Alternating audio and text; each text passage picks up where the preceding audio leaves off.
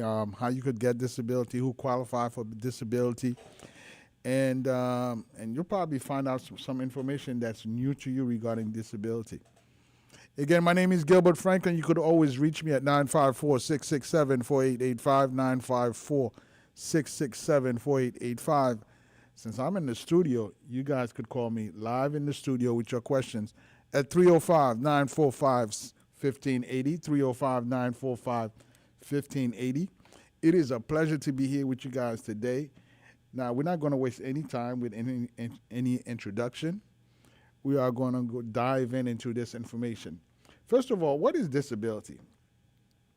What is the definition of disability? The definition of disability is when you are unable to continue doing the job that you normally would do, and to even go even further, unable to do another job because of a sickness, because of an accident. So that will prevent you from continue doing the type of job that you're accustomed to do. Now, there's some basic things that we're going to discuss regarding disability.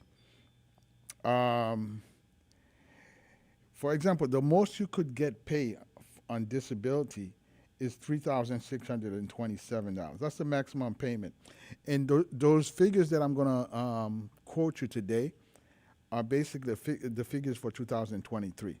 Now, in a few days, when I mean a few days, I think in 2 weeks, Social Security will announce whether they're going to give you an increase. And when I'm talking about you, I'm talking about everyone that's receiving retirement benefits or who's receiving SSI or disability benefits, and plus the veteran also. My take on that, most likely you will not see an increase. Um, so if there is an increase in 2024, this figure that I just quote you regarding the maximum amount that you could receive from disability, the $3,627 a month, will most likely will increase. Now, we don't anticipate anything like that to happen. So the easiest condition that gets disability are arthritis and other muscular skeletal system disability. Those are the easiest, and basically, of course, to prove that, you got to go through the whole process of providing a medical record, any information you have from possibly a hospital discharge or hospital records, the time that you spend in the hospital. Now, what qualified disability, you cannot, what qualified disability is you cannot do work and engage in substantial gain activities because of your medical condition. Now, what I'm, let's go back to this because what qualify as a disability? That question does not really answer that, I don't think. Um, what qualified disability would consider that, for example, the different sickness or accident that occurs that prevents you to continue to do the work.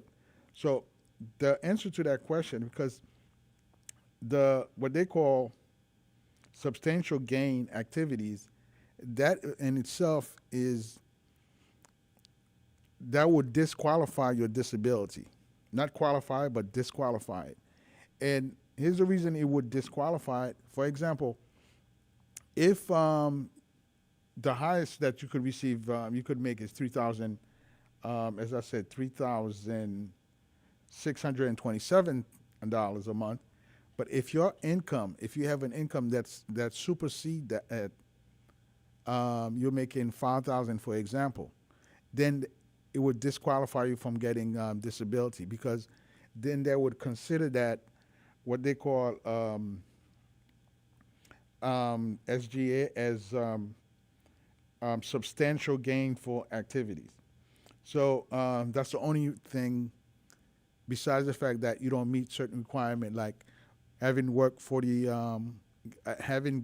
gained 40 quarters, no, excuse me, having not worked sufficiently to um, to acquire the 40 credits that's required for you to be eligible. Those are the two things that will disqualify you from getting disability. The third thing is that if what you're claiming does not meet the criteria, because Social Security have a rigid um, eligibility process.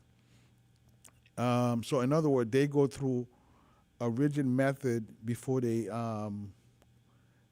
qualify to receive disability.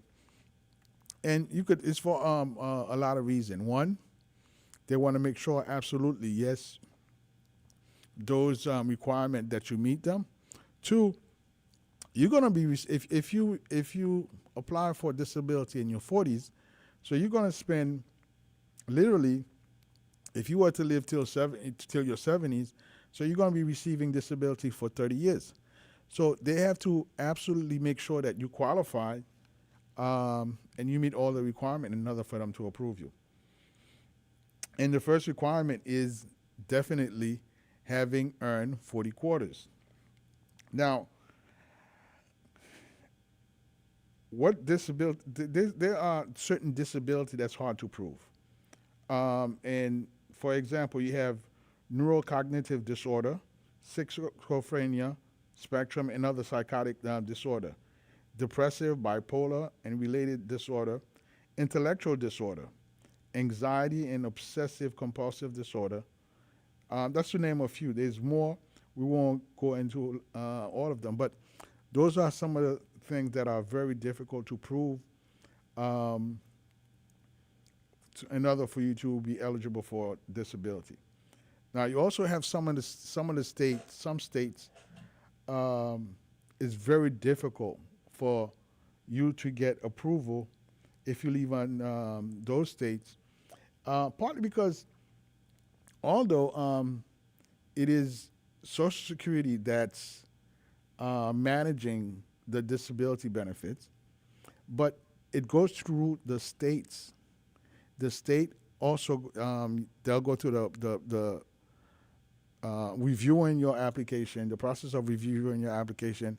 In most cases, you'll receive a letter from a doctor that they will be sending you their doctor, which is a doctor that's employed by the state to review your case, and from that point on, after review it, they'll determine whether you are eligible or not to receive disability. Again, the number to call with your question, even while we go into these benefits with you, is 305-945-1580, 305-945-1580. Please call with your question. I would love to hear from you. Again, the number is 305-945-1580. So some of the state that's difficult, you have Utah, Connecticut, Colorado, Rhode Island, Virginia, Minnesota, and Illinois, and Washington State, and there's more. That as of basically March 31st, 2023, those are the states. Initially, that's disability approval rate by state has is extremely difficult. There's also Alabama. I don't see where Florida. Florida is about 40%. So Florida is down there, but it's not the top five. So and most people get denied because of medical records that provided to Social Security Administration did not sufficiently support a finding of disability. So any medical record that you provide, and for example, I got a call earlier regarding disability because all this week we are discussing disability benefits, and I got a call earlier, and this particular individual wanted to apply for disability benefit. So the first question I asked him is, how old is he?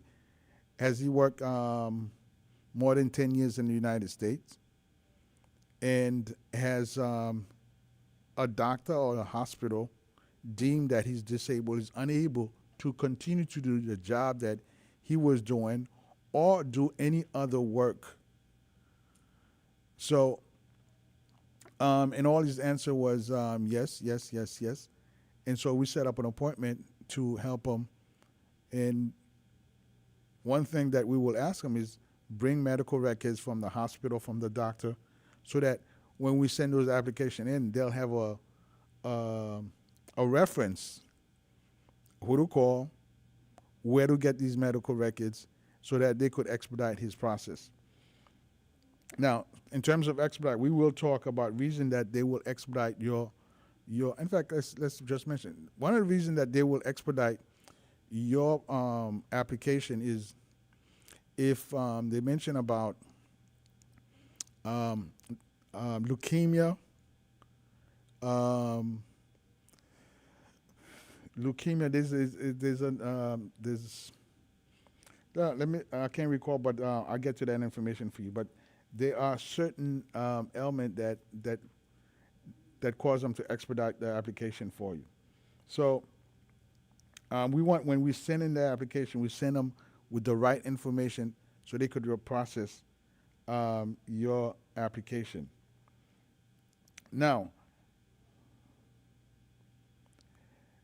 is anxiety, for example, is one of the one of the item that's anxiety, like OCD, panic disorder, phobia, or PTSD, are considered a disability. Therefore, they can qualify for Social Security disability benefit, but the individual must prove that it is so debilitating that it prevents them from working. Again, everything based on whether that um, the diagnosis that the doctor put, or whatever your illness is, it's debilitating to the point that it prevents you from working. So um, that's very good to know. Now, what isn't counted as a disability is an addiction to alcohol, nicotine, or any other substance. So that is not a disability. So no, for example, I've had some people that come to me and tell me that they have diabetes, they're unable to work because of the diabetes and hypertension. That's not a diagnosis for that you would be, that was none of the ailment will um, none of those ailment you will be eligible for. You will not be eligible for disability if you have diabetes or hypertension or cholesterol. So those are based on the information from Social Security. Those ailment does not include on the diagnosis that would um, that would cause you to receive disability. Now, difficulty with walking, independent living, and cognition. And some of the question, there's some question that they ask you, and whether to establish whether you are eligible to receive disability is whether you're able to take care of yourself in terms of, and not only that, whether you're able to stand a long period of time, whether you're able to lift a certain amount of weight, whether you're able to walk or bend down. Those are some of the information that will how could I put? Those are some of the information that you will need before you make the decision and decide whether you will be eligible for um, those benefits. Again, the number is 305-945-1580, 305-945-1580. And yes, and yeah, those are the information that you definitely should be aware of when you're considering apply for disability benefit. Now, the common diagnosis for disability is dyslexia. For example, dyslexia is the number one learning disability that affect people of all ages. It affects a person reading and language processing skill. So is the most easiest to diagnose, um, and so that's one of the most commonly diagnosed disability. Now, can I get disability for anxiety and depression? Yes, people with depression are protected under the American with Disability Act. So, and some of the state with the most the state with the most disability is New Jersey, by any chance. And the average check for disability per month is $1,505, and the lowest average monthly benefit is $1,200. In most cases, you find out the amount that you're receiving for disability benefit is far much higher than retirement benefits.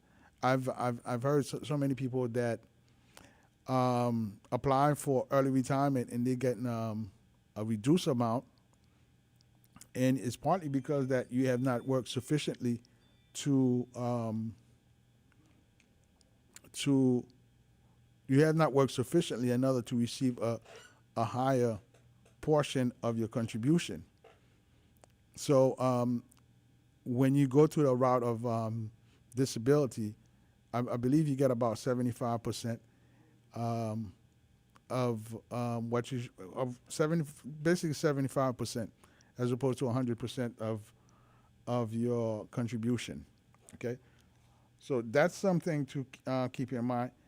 In a lot of cases, when you apply for disability when you're in your 60s, and especially if you're about the early 60s, 62, for example, they will most likely deny the disability and give you early retirement. So that's a case where you can make a case with that and ask them and fight with them in court. And we'll talk about that in terms of going to court, if they deny a disability and what's the best avenue to take and how to proceed with that. We're going to take a quick break. When we return, we're going to return with more information regarding disability. We'll be right back.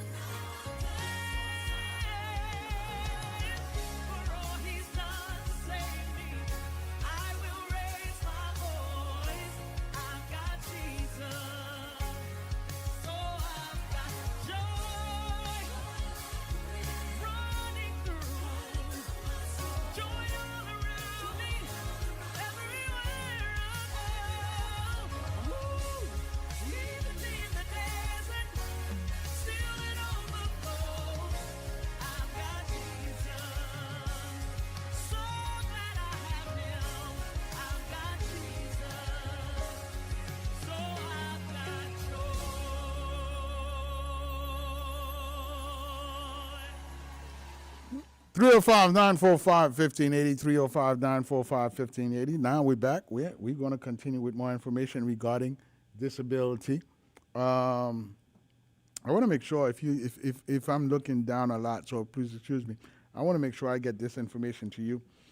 We did the research, and we want to make sure that that information come to you very clearly. Now, um, of course, when we sit down to fill out the application, and down the line, you may get a call from Social Security and do an interview. It may be Social Security, it may be an agent of the state that's calling for an interview. Now, we're going to give you some hint what to say and what not to say in, during your interview.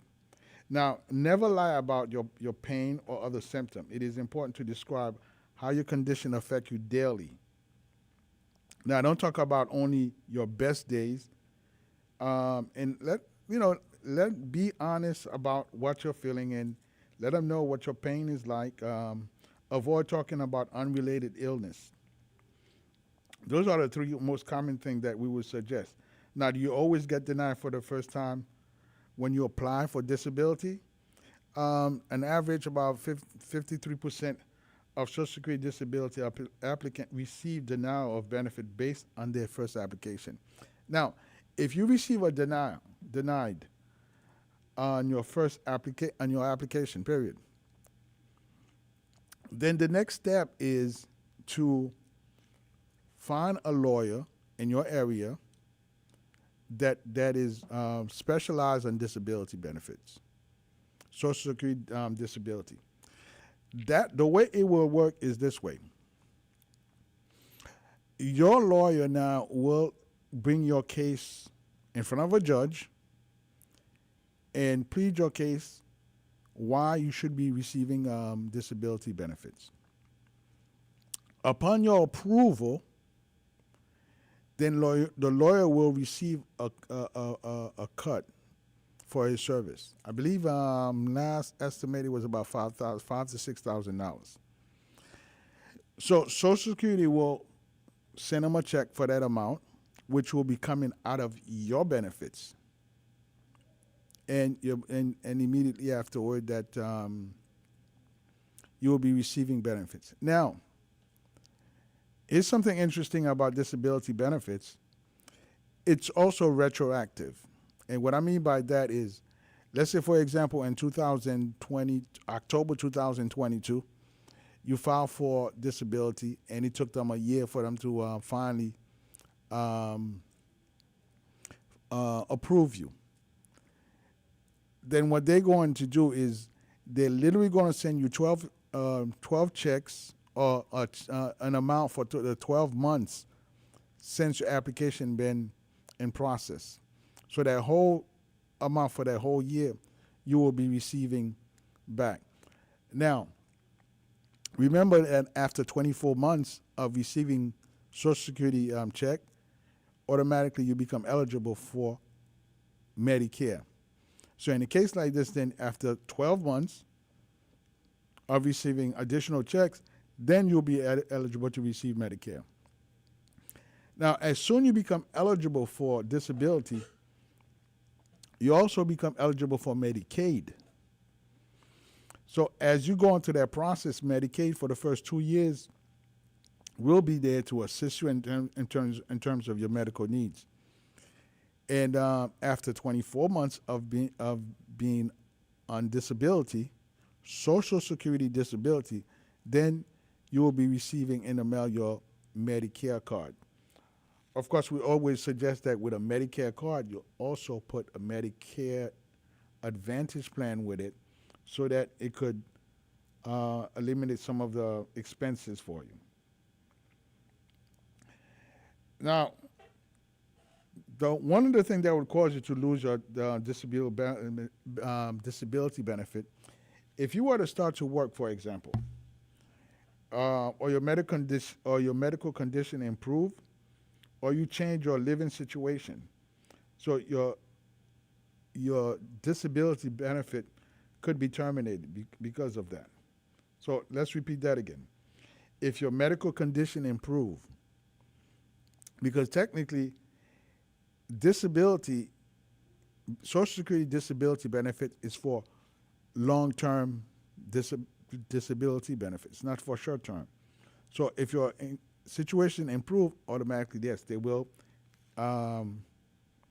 cancel terminate your disability your disability benefit. And the other condition that they make your medical condition improve, or you change your living situation. Now, this could mean so much that we won't get into it. Now, one of the things that they mentioned so much in the research that we did regarding disability benefit, you see, there's constant question about anxiety. So, and it's fair to say that once you have anxiety, then you no longer able to work. So that's the reason why anxiety is mentioned so much in terms of receiving disability benefit. And of course, earlier they said that it's one of the diagnosed that's very difficult to prove. So Social Security Administration allows people who suffered from anxiety disorder to qualify for Social Security disability benefits, and if their condition cause ongoing and severe symptoms that make it impossible for them to properly care for themselves or complete a job-related task. So, um, here's your reason. So, if you are suffering from anxiety and you have worked for a number of years in the United States, have earned the 40 quarters that they required, then yes, you'll be able, because of your anxiety, you'll be able to um, be eligible to receive disability benefit. If you can't work due to a mental illness, also, any you should consider applying for Social Security disability benefits. If you can't work due to anxiety, if you find you cannot work due to a mental illness, you may be able to obtain Social Security disability insurance benefit. You must provide proof of mental health, mental disorder by first receiving official diagnosis of mental illness. And Social Security disability benefits does not pay benefits until after the fifth month of disability. So that's another interesting point, because once you're eligible, then you have to wait 5 months before that your first payment kicks in. Interesting to know, and interesting thing to keep in mind. Now, the four hidden disabilities. Some disabilities don't have physical signs, so we cannot always tell if someone has one. Hidden disability includes autism, mental health, acquired traumatic brain injury, sensory processing, multiple sclerosis, and epilepsy, partial sight and hearing loss. Now, those are some of disabilities that's there, but you can't see it because it's in a way it's hidden. Um, those are some of the hidden disability that's there. The average amount people get on disability, and it varies from state to state, from 1,300 to 1,400. Those are the various amount that you may receive for disability. So it is real. One of the things that they mention on the most common disability in adult is that mobility affects 1 in 7 adult with age. With age, disability become more common, affecting about 2 to 5 adult age 65 and older. And unfortunately, when you reach that age, you've already in a position to get retirement benefit.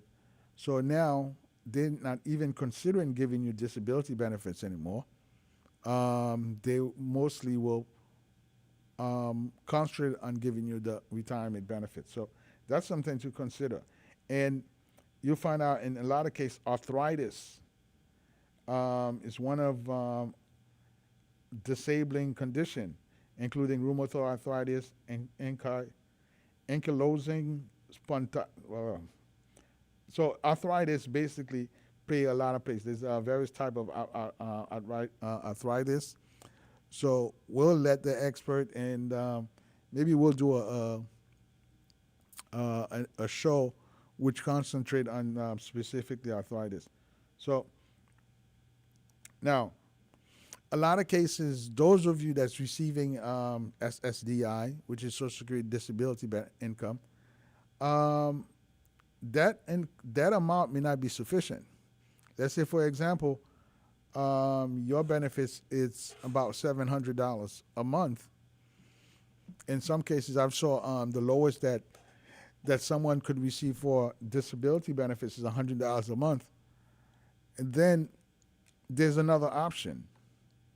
The other option is apply for SSI. You could put the SSI with the Social Security Disability Benefit, the SSDI, then so to supplement your income. So if you're receiving $700 from Social Security Disability Benefit, then when you apply the SSI right now is $914. So it's going to give you an additional $214 to get you to $914. So those are, keep that in mind. I would love to hear from you guys. So far, no one is calling, but give me a call, 305 945 1580, 305 945 1580. If your question is in Creole, you may still call. I'll translate your question, and then answer you. So we invite you to call, whether your question is in Creole or English. So please give us a call regarding disability benefit. This is a topic that we find that's very important for us to address. We had many questions about it, and this is something that we will be talking about it throughout the week. And so if you're receiving this, oh, by the way, right now we're on live on Facebook and live on YouTube. You could go on WSRF 1580 AM and subscribe. And when you subscribe, don't let these shows just stay in your inbox. The main reason we're doing it is so that you could share it with a friend. This information, because every time that I thought that I knew everything I could possibly learn about Social Security, and I do further research, and I tend to find out more and more information that's still out there. So even though you may have heard, and that's one of the things that's unique about this show. Sometimes even myself, I think that maybe I'm talking too much about this particular subject. I always talk about it, and then we always find out there's somebody that's out there that do not have that information. So we want to continue to bring the information to you in a manner that you can understand it. Because when I sit here and read those benefits to you, and we're trying to put it in a way that everyone that's listening could understand it, and if you're in a situation, whereas you have an ailment that caused you to apply for disability benefit, then by far you have the information there, or someone who's in the process of applying for disability. Well, share that information with them. Let them know that they may not know what to do. They may not know that because of they have an ailment, that particular ailment, and they can't work. They may not know how to apply for this disability benefit. So share the information, and it's always nice to share, because at the end, this person will thank you for helping them during that part. Now, let me put on my glasses as we continue giving you more information regarding that. Now, there's a question that is stress considered a disability? If stress is making symptom of your mental health disorder worse, you might qualify for medical leave or disability benefits. So stress can be a factor, But we have that is there's a lot of disability that's associated with other illness at the same time. So you may have one illness, and with that one illness, you may think you're not going to be qualified. But when you put it with associated with other illness that you have, then combining with all the illness that you have, that could you could qualify for disability. So that's one thing to keep in mind.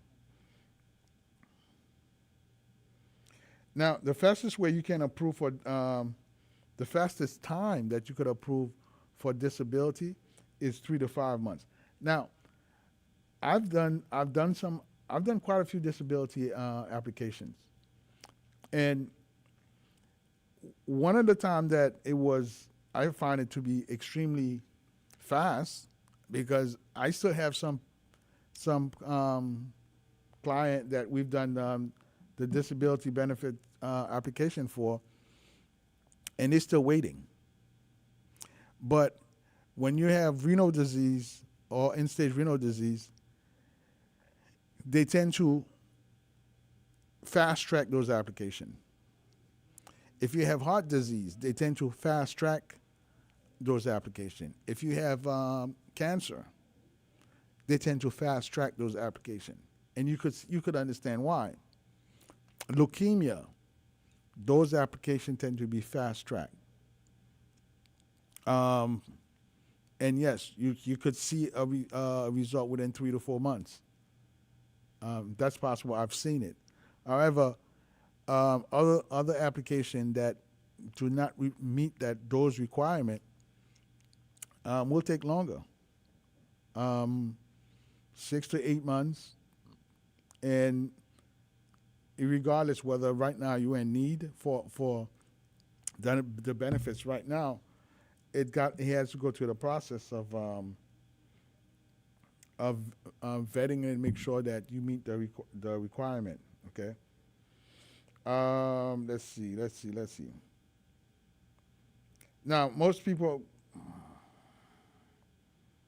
Now, the first step of getting disability benefits is applying. Now, there's various ways you could apply for it. You could either go online and put in the application yourself. Be prepared. Let's entertain that for a little while. If you go online and do it yourself, then there's certain things that before you even start the application that you should consider having right there so that you're moving fast and the application does not take. I used to say it takes 45 minutes. I found in the recent few applications I've done, it was taking me less. And maybe partly because I've done more, and also before you come to me, I make sure that you have all the necessary documents that you need for us to activate it. One of the things they're going to ask you, medication that you're taking. What are the strength? Well, for example, if you're taking amlodipine, for example, how many milligrams? How many times per day are you taking it? Is it prescribed? So they'll need a list of all your medications. So I suggest that before you even start that process, make sure you get a list of all your medication that you're taking so you could document it. The other thing is make sure you have your doctor's information. They will need his name, address, phone numbers, and make sure you have the first time you went to see him, the last appointment that you had, and if you have any future appointment. They're going to want to know whether you had any labs done, any x-rays done.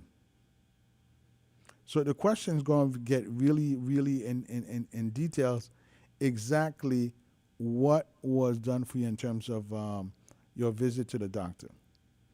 If you have any medical records, if you don't have any medical record from the hospital, I suggest before you even start the application, you get those medical records from the hospital, because then you want to, first of all, document what happened what they said from the hospital. A lot of cases, the hospital will give you a letter to take to Social Security to show proof that you're unable to continue to work or do the type of work that you're doing, that you are doing, or any other work for that matter of fact. So those are information that you need to have on hand before you start process. But most importantly, make sure that you have work for a minimum 10 years. Okay, 10 years will give you the 40 quarter that's requested from you. So that's the first and foremost, because if you don't have the necessary requirement, they will deny your application with a few exceptions. The few exception is if you are if you are under the age of 22 or a young person in their 20s, then of course you would not have work for 10 years. Then that's one of the exception that they have. So they would consider your case with least amount of work history and prove you to be eligible. And the other part is survival benefits. Survival benefits come into play with that when if you were born disabled before the age of 22. So automatically you become eligible to receiving disability benefits based on your parents' work history, whether it's your mother, whether it's your father. Okay, so those two items there. That's the only exception that you may have for being approved without having to work or earn a 40 quarters from your work history.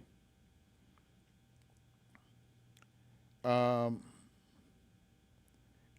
most people get denied because of the medical records, and that's the most that's the basic example. When we talk about the medical records, why you should make sure that you have medical records from your doctor, medical record from the hospital, medical record from a specialist that you've been to, because they will want to see those information. And if you have those information, especially if you go into the Social Security to process the application, then right there you could provide them with that information, and automatically that will expedite your application. Because once they have it and they'll provide those proof to this, make sure they have a copy in your records, so that will expedite the process for your application. 305-945-1580, 305-945-1580. Call me with your question. Call me with your question on 305-945-1580. Now, PTSD, all right? To qualify for disability benefits, you'll have to prove that you have PTSD. It is debilitating, ongoing, and make it impossible for you to hold a job. So those are the requirements.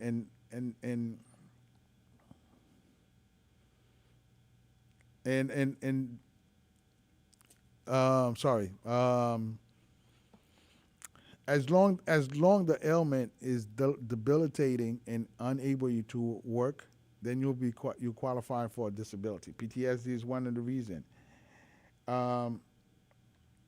What can I apply for it if I can't work? You may be eligible for disability insurance if you are unable to work and are losing wages because of your own non-work related illness, injury, or pregnancy. Now, they have pregnancy in there. We won't get into that, so we'll just leave that part alone. There's a lot of information here. Anxiety seems to be the main question. You can get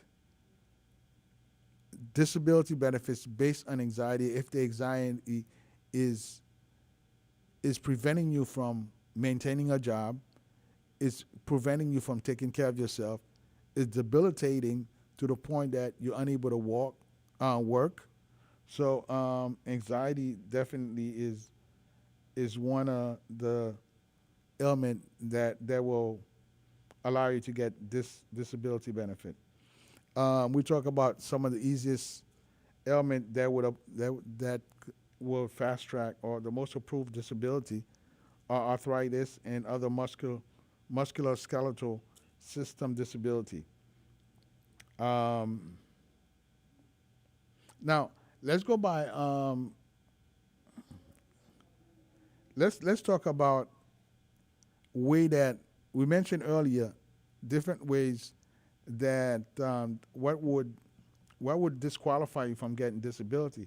We're talking about SGA, substantial gainful activity. Is basically if you're making over the limit that they asked for. I think the limit, the highest amount was 3,200. So if you're making 5,000, for example, $6,000 from work, then yes, you cannot. They will then if you are getting I'm sorry, if you are getting disability benefits, then they will terminate your disability benefits. That's the only reason that I've seen in all the research that I've done that the reason that they would terminate your disability benefit. Now, in terms of vision, now if you're legally blind, then I think your vision have to be if your vision is less than 20 by 200, and you will be eligible to receive disability based on vision. And they even talk about your peripheral vision if it's 43%. Those are the things that they consider. They have an amount for legally, if you're legally blind, the highest amount I believe is $2,140 a month. And of course, if if you are working, then what happened is that again the substantial gainful the SGA, if the SGA amount is supersede what the limit that they ask for, then of course you will not be eligible to receive disability. So disability benefits also depend on the amount of you're making. So if you're working, you could be blind and you're working and you're making a substantial amount, then substantial gainful activities come into play in that, and that will prevent you from getting approved for disability benefit. 305-945-1580, 305-945-1580. You know, I would think that I would be receiving a lot of calls regarding that, but I'm not. Um, but we will pass that information to you. So if you would like to have that information, and you're listening to me right now, um, send me a text a 954 667 4885. I will make sure that you get this show regarding disability benefits. So again, the number is 954 667 4885. 954 667 4885. So we don't have much time left.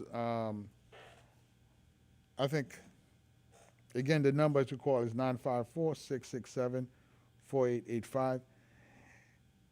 You could apply online. You could get help. I suggest that instead of you trying to do it yourself,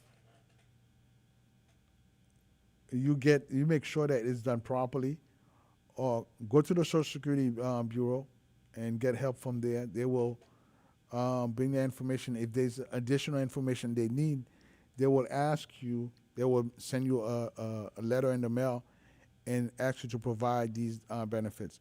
And when you have the appointments, for example, they will set up an appointment for you to go for a doctor's appointment, a doctor's of their choice, make sure that you maintain that appointment. So missing an appointment will slow down your application. There's little things that you need to do. Remember the three things you need to do. Make sure that you be truthful about your ailment, whether the amount of pain that you're feeling. Um, don't only talk about your good days. Talk about your bad days just the same. Most importantly, be truthful um, with your interviewer. Okay, so um, those are some of the information that we have for you. Um, Now the least amount we discussed the least amount that you could get, which is $100 per month, to 3,148 per month. Um, we discussed that if you start working, for example, your medical condition has improved, or you change your living situation, that could discontinue um, your your disability benefits. Now, there's a part in there. They have a trial. They call it. I forgot the name of it, but it's trial something. Um, and I didn't run across it from what I have here. You could actually go to the Social Security Bureau. Like once you start receiving benefits, and if you feel like well, you want to go back to work, well, there's a plan where you go to the Social Security Bureau, you let them know, and what they will do a trial something trial. They'll they'll try it on a trial period. You will work. You will continue to receive your benefits for during that time, and of course they may have some limitation of what kind of work that you could do, and it's a way to just help you get back to the workforce. So I think what we do is we'll do we probably will try to do a part two. I'll see if we'll be able to do a part two next week regarding disability, and there are a lot of other things that we didn't cover, and of course time does not allow it, and we were trying to give you as much information as possible. So again, it's a pleasure to be here with you today. My name is Gilbert Franklin. You could reach me at 954-667-4885, 954-667-4885. And we will see you next time. And remember, if you need to have this show, I could send it to you. Text me, or you could find me on WhatsApp at 954-667-4885, 954-667-4885, and we will send you that information as soon that we receive your request. Again, you guys have a fantastic day, and we will talk real soon.